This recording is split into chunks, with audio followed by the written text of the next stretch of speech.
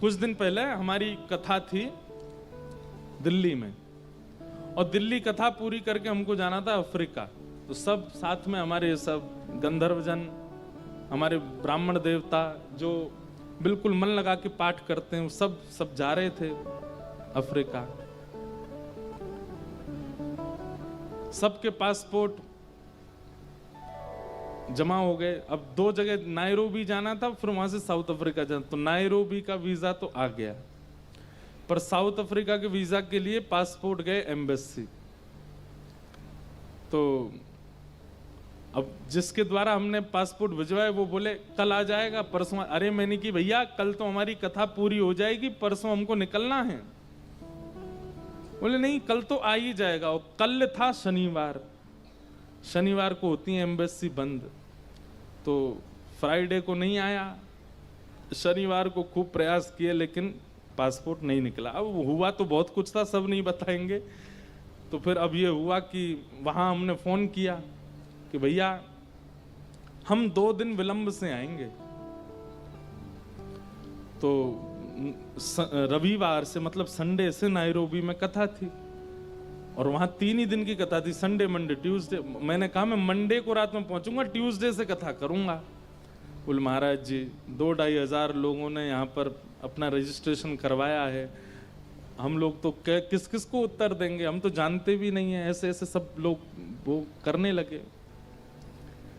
हमने लाल जी से प्रार्थना की, मैं लाल जी नहीं जाना है तो आप बताइए, पर जाना है तो फिर इतनी योजना व्यवस्था क्यों करवा दी वहाँ पे। अब ये पासपोर्ट फंस गया एम्बेसी में। शनिवार को प्रधानमंत्री जी के अलावा कोई और पासपोर्ट निकलवा नहीं सकता एम्बेसी में से। फिर भी हमने बड़े हाथ पैर मारे, किसी मंत्री को फोन करो, किसी को, हमने भी किए फोन।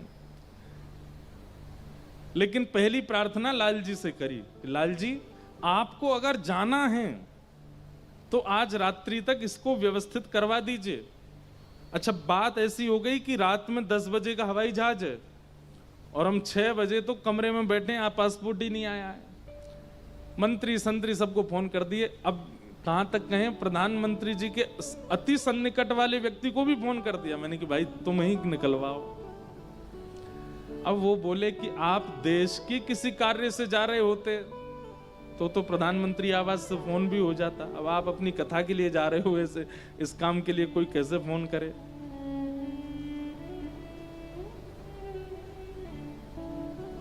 हमारे एक पंडित जी लाल जी के आगे थोड़े से भावुक हो गए। बोले कि हे लाल जी आपकी नाक कट जाएगी अगर नहीं पहुंचे तो। 2-2.5 हज़ार लोग आप पर और आपके व्यास जी दोनों पर संशय करेंगे, ऐसा मत करो, पासपोर्ट निकलवा दो। शनिवार और शाम के 6, मतलब शनिवार को अगर एम्बेसी खुलती भी है तो हाफ डे 12 बजे बंद हो जाती है। और विदेशी एम्बेसियों में ऐसा होता है शनिवार रविवार पर ये किसी की नहीं सुनते। शाम को 6 बजे एम्बेसी से फोन आता है वहां के एम्बेसडर का, 6:30-7 बजे। बाकी के सब लोग जो थे ये लोग एयरपोर्ट निकल चुके थे। मैं मतलब बारात चली गई है, दुल्हा नहीं गया अभी तक। कथा तो हमको ही करनी है, और ये सब लोग एयरपोर्ट के लिए गाड़ियों में बैठ रहे थे। हमने कि भाई तुम लोग पहुंचो, जाके 2 दिन कीर्तन ही कर देना, और क्या करोगे, कैसे भी थोड़ी तो नाक बचे। ये सब लोग गाड़ी में बैठे हैं और मैं इतना चिंतित, मैंने कि क्या होगा लाल जी, कैसे होगा।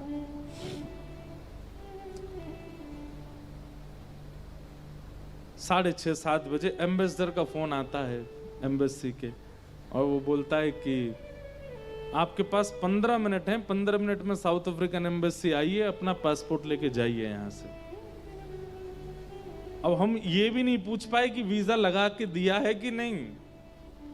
जैसे ही वहां पहुंचे उसने बाहर आकर के पासपोर्ट दिया। पासपोर्ट जब खोल के देखा तो वो 15 मिनट पहले ही वीजा लगा करके दिया उसने। अब उससे ये भी नहीं पूछ पा रहे हैं कि भाई तुमको किसने कहा कि तुम वीजा लगाओ। मतलब हमने तो 10 जगह फोन किए, किसके फोन से तुम कह रहे हो। तो हमने अपने साथ में एक भैया थे, उनको कहा मैंने कि देख भाई पासपोर्ट तो आ गया, वीजा भी आ गया, हम जा रहे हैं अफ्रीका, लेकिन मैंने कहा अभी तुम किसी का भी फोन आवे ना, जितनों को फोन किया है, उसमें अनुभव करना कौन कहेगा कि मैंने फोन करके करवाया। मुझे ऐसा विश्वास है किसी के फोन से नहीं हुआ, ये हमारे लाल जी ने ही करवाया है। लेकिन फिर भी तुम प्रतीक्षा करो, अभी बात सुनो, पूरी सुनो। मैंने प्रतीक्षा करो, कौन फोन करके कहेगा कि वीजा मिल गया, तब हम देखेंगे कि लाल जी ने करवाया कि किसी नेता ने करवाया।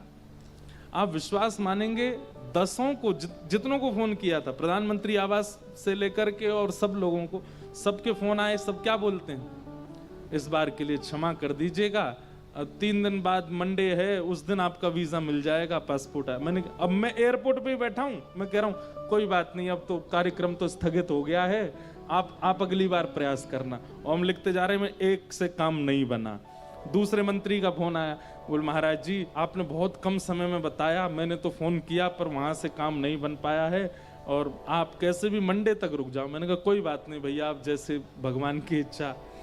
तीसरे किसी एजेंट का फोन आया, बोले महाराज जी ये तो बहुत ही क्रिटिकल मामला है, मैं तो कुछ काम करवा ही नहीं। मैंने कोई बात नहीं, आप सब बिल्कुल निश्चिंत सो जाओ, हम फिर कभी चले जाएंगे, और मैं फ्लाइट में बैठ रहा हूं। जब 3 दिन बाद नायरोबी से फोटो डले सब जगह, तो सबके फिर मैसेज आए, महाराज जी डिड यू गॉट वीजा,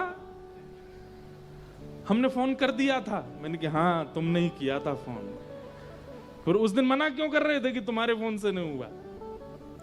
तो छड़ी तो सबने लगाई थी, लेकिन गिरिराज जी तो हमारे गिरधर लाल ने ही धारण किए थे।